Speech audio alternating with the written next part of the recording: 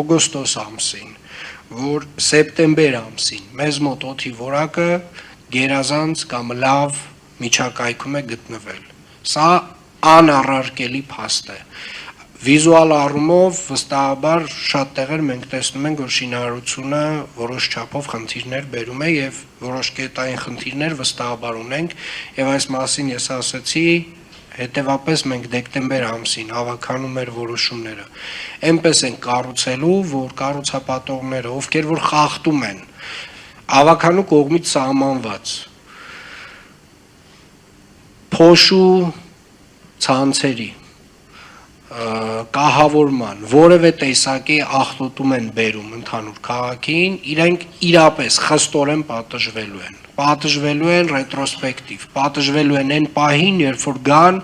շինթույլտվության երկարաձգման, իսկ գրեթե բոլորը այդ փուլին գալիս եւ հասնում են։